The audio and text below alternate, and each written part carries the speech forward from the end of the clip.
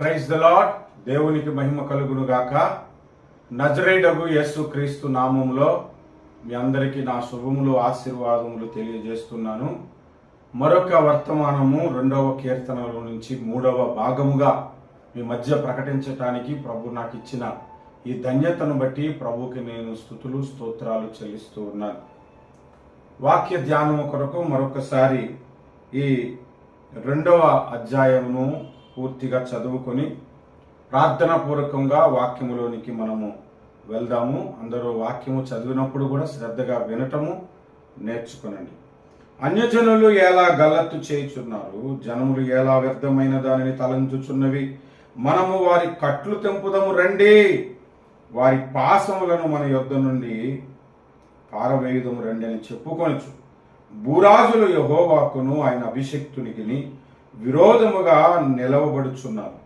ఏలికలు ఏకీభవించి ఆయనను ఆలోచన చేయుచున్నారు. ఆకాశమందు ఆసీనుడగు వాడు నవ్వుచున్నాడు. ప్రభువు వారిని చూచి అపహసించుచున్నాడు. ఆయన ఉగ్రుడై వారితో పలుకును, ప్రచండ కోపము చేత వారిని తల్లడింపజేయును. నేను నా పరిశుద్ధ పర్వతమైన సియోను మీద నా రాజును ఆసీనునిగా చేసి ఉన్నాను. కట్టడను నేను వివరించేదను. యెహోవా నాకెలాగూ సెలవిచ్చెను, నీవు నా కుమారుడవు, నేడు నిన్ను కనియున్నాను. నన్ను అడుగుము, జనములను నీకు స్వాస్థ్యముగాను భూమిని దిగంతముల వరకు సొత్తుగాను ఇచ్చేదను. ఇనప దండముతో నీవు వారిని నలగగొట్టెదవు. కొండను పగలగొట్టినట్లు వారిని ముక్క చెక్కలుగా పగలగొట్టెదవు. కాబట్టి రాజులారా వివేకులయుండుడి, భూపతులారా బోధనందుడి, భయభక్తులు కలిగి యెహోవాను సేవించుడి.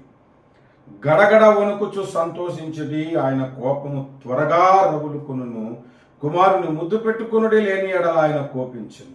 అప్పుడు మీరు త్రోవ తప్పి నశించెదరు. ఆయనను ఆశ్రయించు వారందరూ ధన్యులు. ప్రార్థన చేసుకుందాము. కృపాసత్య సంపూర్ణుడు అయిన మా ప్రభువా, సర్వశక్తిమంతుడా, నీకే స్తోత్రాలు. ఆదరణకర్తవు, ఆశ్చర్యకరుడవు, ఆశ్రయ దుర్గమువు నాయన, నీకే స్తోత్రాలు. మా ప్రార్థనలు విజ్ఞాపనలు ఎల్లప్పుడూ ఆలకిస్తున్న గొప్ప దేవుడు. ఇదిగో ఈ సమయంలో నీ దాసుడు కొద్ది సమయము వాక్యమును ప్రకటిస్తూ ఉండగా నీ దాసుడి నోటికి మీ పరిశుద్ధాత్మ సహాయం చేత పలికించమని ప్రార్థిస్తున్నాను. కృప చూపండి. వింటున్న వారి హృదయాలలో వాక్య జ్ఞానమును సమృద్ధిగా వారికి అనుగ్రహించండి. వారి బ్రతుకులకు మార్పును, మా బ్రతుకులకు మార్పును అనుగ్రహించి కృప చూపి నడిపించమని యేసు నామములో ప్రార్థిస్తున్నాము తండ్రి. ఆమేన్, ఆమేన్. ప్రభునందు ప్రియులారా, ఈ 2వ కీర్తనలో నుంచి ఇప్పుడు 3వ భాగమును మనము ధ్యానం చేస్తున్నాము. ఎవరైనా మొదటి 2 భాగాలు వినకపోతే అది వింటే ఇంకొంచెం మీకు లోతుగా కీర్తన అనేది అర్థమవుతుంది. అయితే ఈ మొదటి భాగములో మూలవచనముగా 7వ వచనాన్ని చదువుకున్నాము. నీవు నా కుమారుడవు, నేడు నిన్ను కని ఉన్నాను. 2వ భాగములో మూలవచనముగా ఆఖరి వచనమైన 12వ వచనాన్ని చదువుకున్నాము. కుమారుని ముద్దు పెట్టుకుని లేని ఎడల ఆయన కోపించును. ఇప్పుడు 3వ భాగములో ఈ 2వ కీర్తనలో మూలవచనముగా, ఈ 2వ కీర్తన మీదే ధ్యానము, కానీ మూలవచనముగా 8వ వచనాన్ని నేను చదువుతున్నాను. ఒకసారి మీరు మనస్సును కేంద్రీకరించండి. నన్ను అడుగుము, జనములను నీకు స్వాస్థ్యముగాను భూమిని దిగంతముల వరకు సొత్తుగాను ఇచ్చేదను. ఈ మాట మీరు గమనించండి. తండ్రి అయిన దేవుడు తన కుమారుడైన యేసు ప్రభుతో ఈ మాట మాట్లాడుతున్నాడు. నన్ను అడుగుము, నేను నీకు జనములను స్వాస్థ్యముగా ఇస్తాను, భూమిని దిగంతముల వరకు సొత్తుగాను ఇస్తాను అని చెబుతున్నాడు. అంటే యేసు ప్రభువు ఇప్పుడు తండ్రిని అడగాలన్నమాట.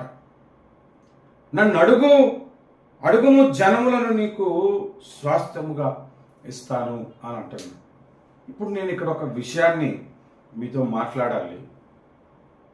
తన కుమారుడే అడిగి పొందుకోవలసిన పరిస్థితి అయితే మనము కూడా ఇంకా అడిగితేనే కదా పొందుకుంటాము దేవుని దగ్గర.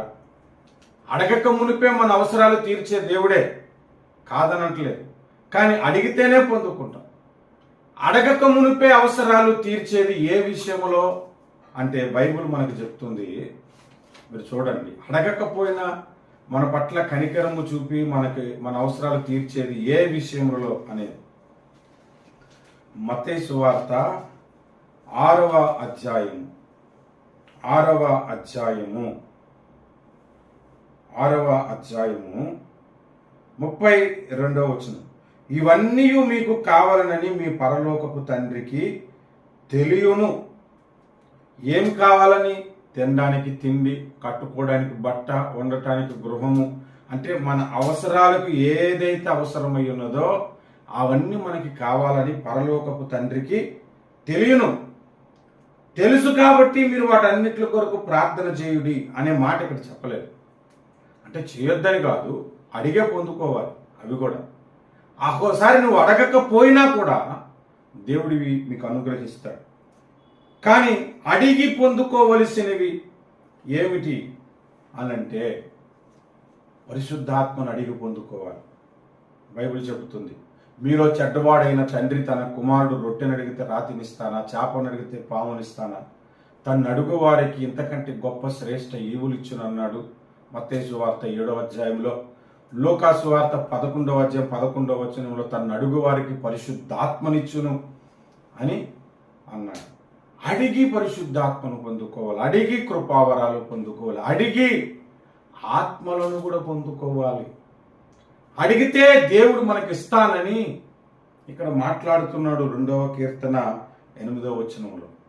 తన కుమారుడికే, తన సొంత కుమారుడికే, తండ్రితో సమానమైనటువంటి యేసుక్రీస్తు ప్రభువుకే, ఆ దేవాది దేవునికే, ఆ ఆది సంభూతునికే తండ్రి దగ్గర మొర్ర పెట్టమని, నన్ను అడుగుము నీకు జనములను స్వాస్థ్యముగా ఇస్తానని అడిగినప్పుడు, చెప్పినప్పుడు మరి మనకి ప్రార్థన చేయమని దేవుడు చెప్పడా?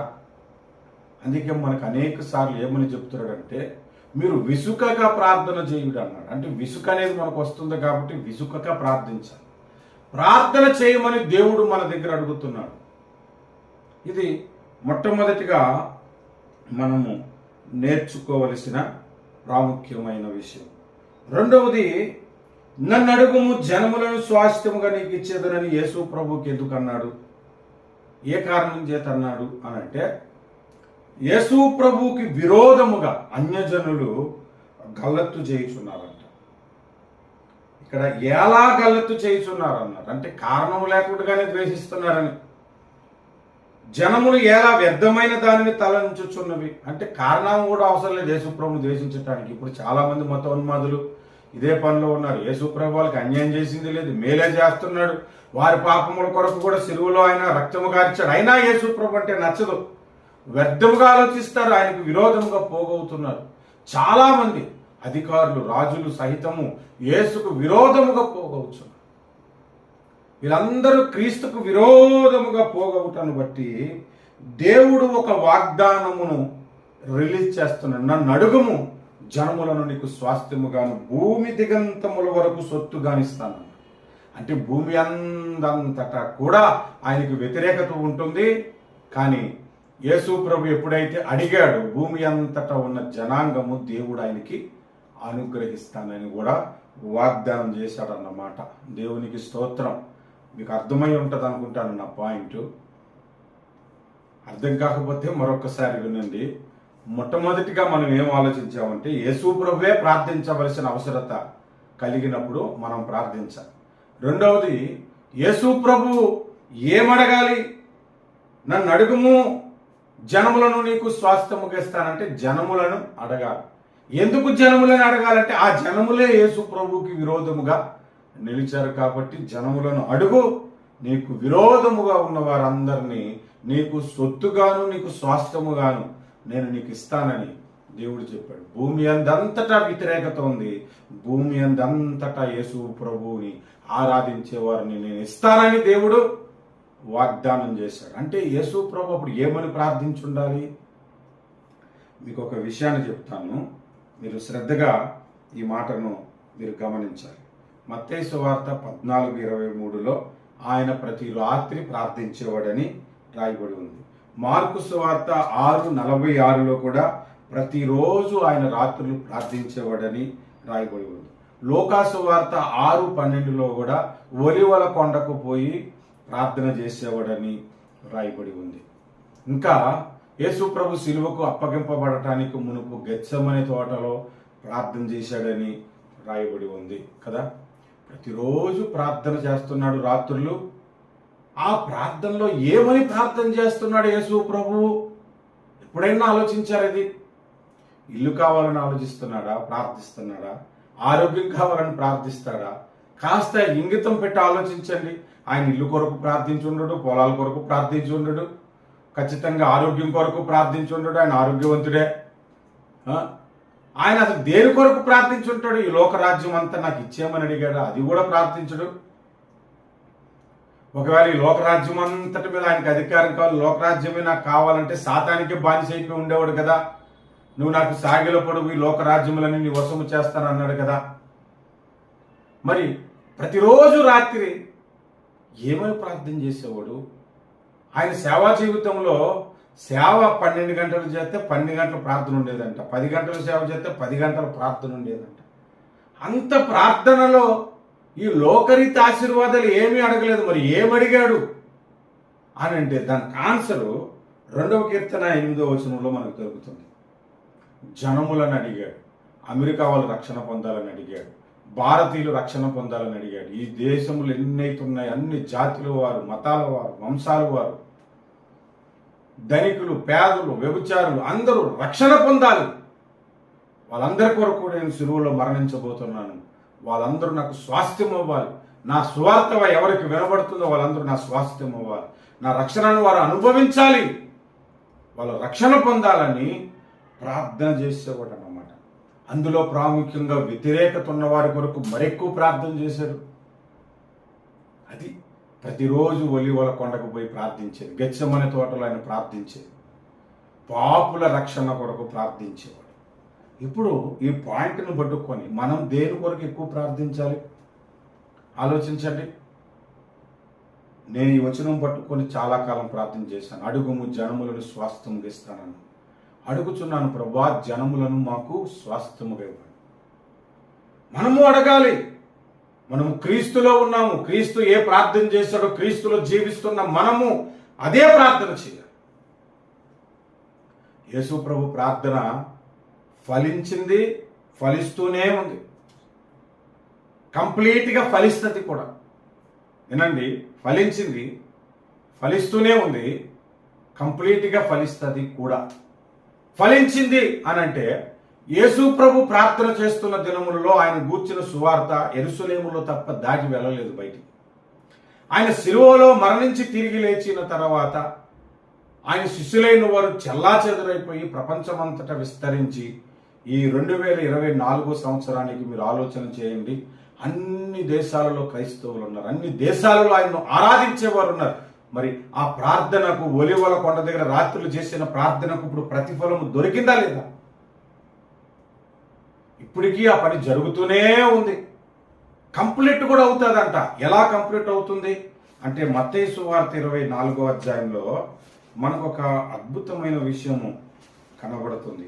చూడండి, అద్భుతమైన విషయం ఏమిటంటే 24వ అధ్యాయము, దయచేసి చూడండి, 24వ అధ్యాయము 14వ వచనం. మరియు ఈ రాజ్య సువార్త సకల జనులకు సాక్షార్థమై లోకమంతటా ప్రకటింపబడును, అటు తర్వాత అంతము వచ్చును.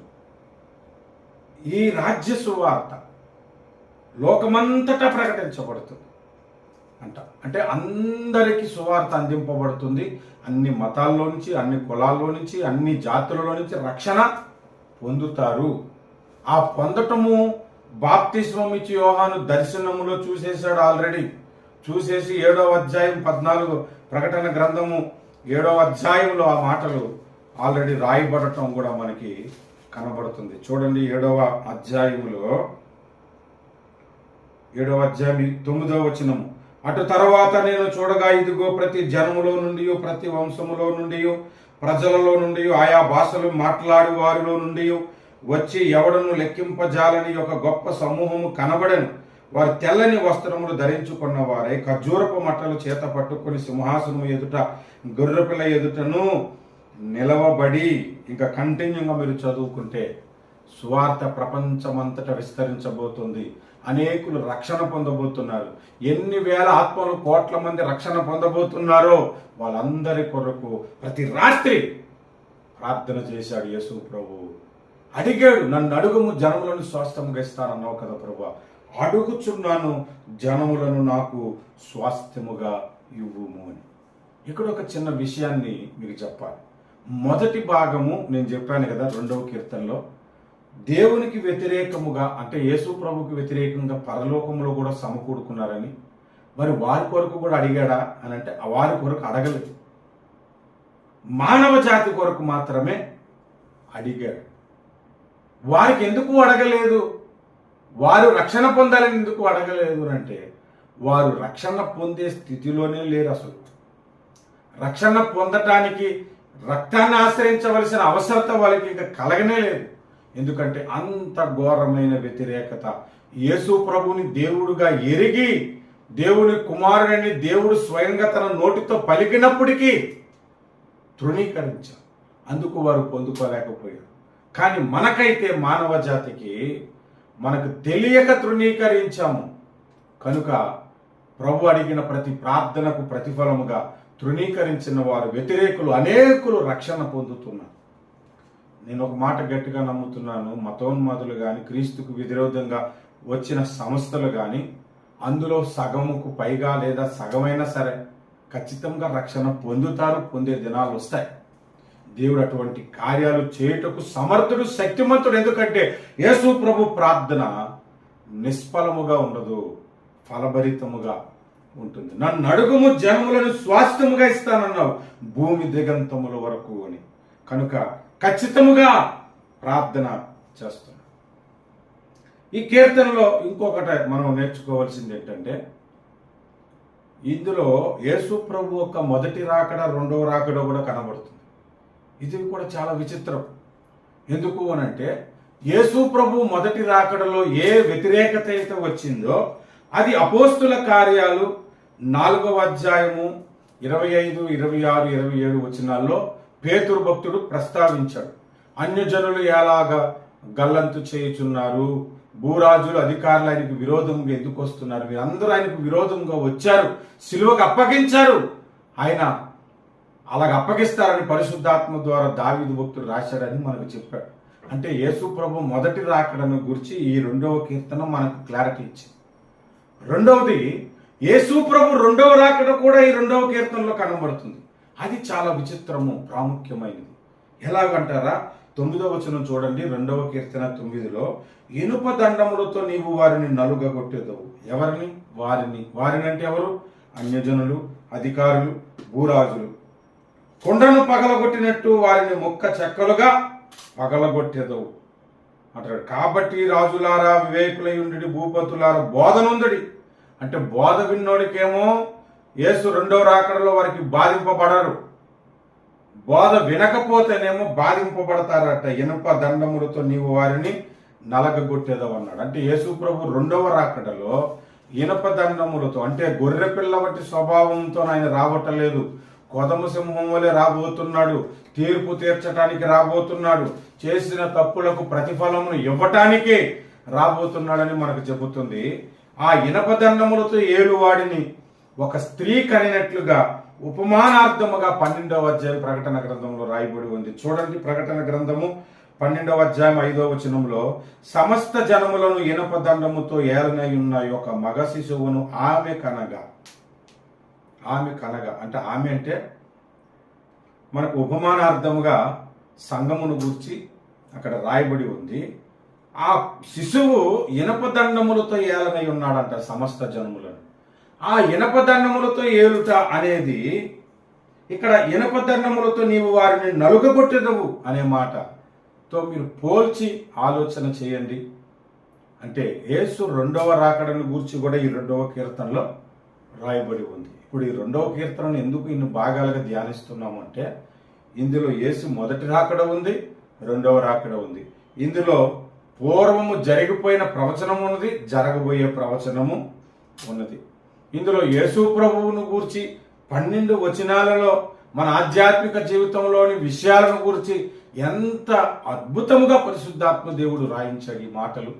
దావీదు భక్తుడిని తన ఆత్మలో స్వాధీనపరుచుకొని, అంటే ప్రతి వచనములో నుంచి ఒక అద్భుతమైన విషయాన్ని దేవుడు మనకి ఇక్కడ మాట్లాడుతూ ఉన్నాడు. హల్లెలూయా.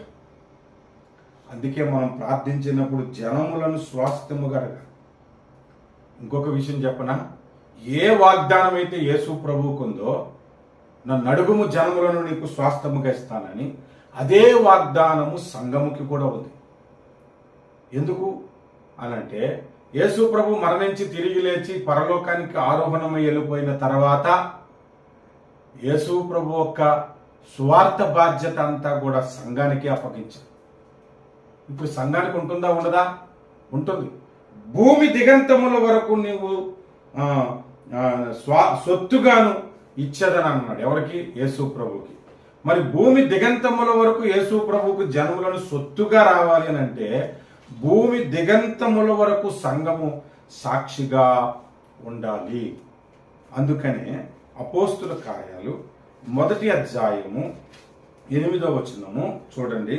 అయినను పరిశుద్ధాత్మ మీ మీదకి వచ్చినప్పుడు మీరు శక్తి నొందుదురు కనుక మీరు యెరూషలేములోను యోదయ సమరయ దేశములు యందంతటను బూదిగంతముల వరకు నాకు సాక్షులయ్యుందురని వారితో చెప్పారు. బూదిగంతముల వరకు సాక్షులుగా సంఘాన్ని ఎందుకు ఉంచాలనుకుంటున్నారు అంటే భూమి దిగంతములంతా కూడా, భూమి అంతటా కూడా స్వార్థ విస్తరించబడాలి, యేసు కొరకు ఆత్మల సంపాదన జరగాలి. అందుకే ఈ వాగ్దానం సంఘానికి కూడా ఉన్నది. కనుక ప్రతిరోజు మీరు ప్రార్థించినప్పుడు జనములను స్వాస్థ్యముగా ఇస్తానన్నావు కదా ప్రభువా, అడుగుచున్నాము జనములను మాకు స్వాస్థ్యముగా దయచేయి. ప్రతి దేశము వాడు రక్షణ పొందాలని ప్రార్థించండి. సౌత్ ఆఫ్రికా వాళ్ళు రక్షణ పొందాలని ప్రార్థించండి. ముస్లింస్ రక్షణ పొందాలని ప్రార్థించండి. బౌద్ధ మతస్థులు రక్షణ పొందాలని ప్రార్థించండి. హైందవులు రక్షణ పొందాలని మార్చబడాలి, రక్షణ పొందాలని ప్రార్థించండి. అన్ని మతాల వారు, కులాల వారు రక్షణ పొందాలని ప్రార్థనలు చేయాలి. ప్రార్థన చేయాలి. నేను కులాలను బట్టి కూడా ప్రార్థనలు చేశాను, మతాలను బట్టి ప్రార్థనలు చేశాను. రక్షణ పొందాలి ప్రభువా, ప్రతి దేశవాడు రక్షణ పొందాలి. ఈ ప్రార్థన మనం చేయాలి. ఈ ప్రార్థన మనం చేసినప్పుడు దేవుడు మనం మనవి తప్పక ఆలకిస్తాడు. ఈ ప్రార్థనకు ప్రతిఫలం ఇస్తాడు పరలోకంలో. నీ ప్రార్థన వలన ఎన్ని వేల మంది రక్షణలోనికి వచ్చారు నా కుమారుడా అని మనలను మెచ్చుకునే దినం ఒకటి వస్తుంది. అందుకని దేవుడి మాటను ఇక్కడ మనకు రాయించి పెట్టాడు. దేవునికి స్తోత్రం కలుగును గాక. హల్లెలూయా. కనుక ఈ కీర్తనలో నుంచి మనం నేర్చుకున్న ఈ పాఠాలన్నిటిని బట్టి ప్రభువుకి మహిమ కలుగును గాక. ప్రార్థన చేసుకుందాము రండి. ప్రేమగల మా తండ్రి, నమ్మకమైన నా ప్రభువా, సర్వశక్తిమంతుడా, జీవాధిపతి యేసుదేవా, రక్షకానికే వందనాలు. కృపా సత్య సంపూర్ణుడైన నా తండ్రి, నీకు కృతజ్ఞతలు స్తోత్రాలు చెల్లిస్తున్నాము. పరిశుద్ధుడవు, పవిత్రుడవు, పావనుడవు, నీతిమంతుడవు, కరుణగల దేవుడవు, కృపగల దేవుడు. నీ కనికరము చెప్పున, కృప చెప్పున మమ్మల్ని నడిపించను. 4వ భాగము కూడా ఈ అధ్యాయంలో నుంచి మాట్లాడబోతుండగా నీ ఆత్మతో నింపి నడిపించమని యేసు నామములో స్తుతిస్తూ ప్రార్థన చేస్తున్నాను నా పరమ తండ్రి. Amen. God bless you. Thank you so much. మా ఛానల్ సబ్స్క్రైబ్ చేయండి, మెసేజ్లు ఇతరులకు షేర్ చేయండి.